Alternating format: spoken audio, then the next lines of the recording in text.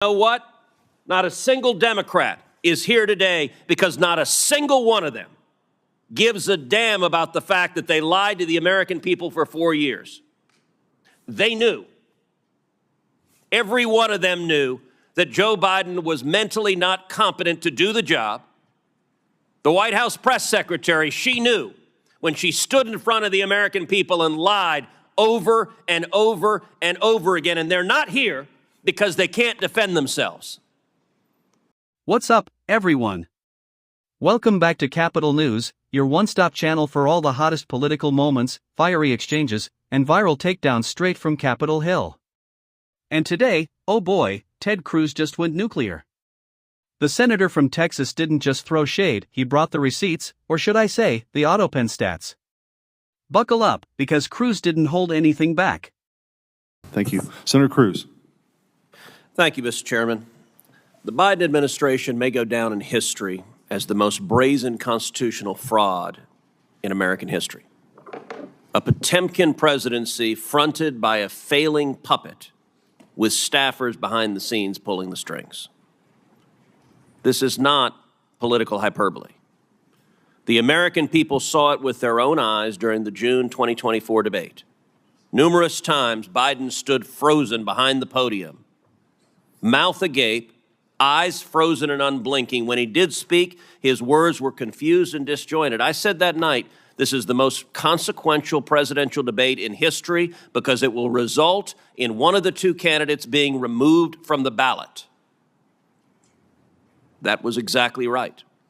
And following that debate, the Democrats recognized the collapse. They pulled out their knives and took out President Biden like Caesar on the Ides of March.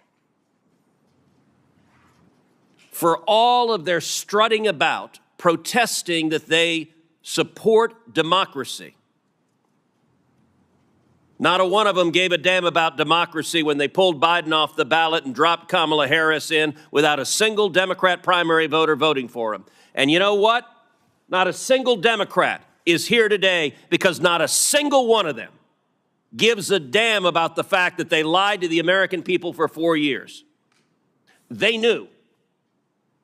Every one of them knew that Joe Biden was mentally not competent to do the job. The White House press secretary, she knew when she stood in front of the American people and lied over and over and over again, and they're not here because they can't defend themselves. It wasn't a surprise. For 4 years, the White House hid President Biden from Republican senators, would not let him meet with us. He served 40 years in this body. We all know him. And they deliberately lied. And by the way, Jake Tapper had a bombshell book exposing the incredible scandal that Biden's mental decline was covered up by Jake Tapper. There's a Yiddish word, chutzpah. And that truly is chutzpah. How dare we lie and cover up what we all knew? Now, I have been asked literally 1,000 times by Texans, who was running the country? And I'm going to give you the most terrifying answer. I don't know. I genuinely don't know. And not a single Democrat here cares. The most telling proof of Biden's decline came with the signature of the president, the symbol of executive authority that was outsourced to a machine. Mr. Wold, you're a lawyer who served in the White House counsel's office. You understand the gravity of presidential action. Does the president's signature carry legal and constitutional weight under Article 2? Yes. Is the act of signing an executive order or signing a law or granting a pardon a delegable duty of the president? So in that opinion in 2005 from OLC, they said essentially that an Autopen could be used by a subordinate, but the president's determination as to sign the document can never be delegated. Can that authority be transferred to a staffer or a machine without the president's explicit authorization? Never. And if you look at the statistics are stunning. In 2021, President Biden issued 78 executive orders.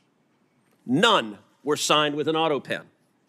That first year of the presidency, Biden, I suppose, was relatively lucid, and 78 executive orders he signed by hand. The second year, however, we see the Autopen emerge. The first Autopen executive order was issued on July 15th, 2022. After that day, 100% of the executive orders issued in 2022 were signed by an Autopen. In 2023, Biden issued 24 executive orders. 16 were Autopenned. In 2024, Biden issued 19. 14 were Autopenned. In 2025, Biden issued 14 executive orders. Every single one was Autopenned.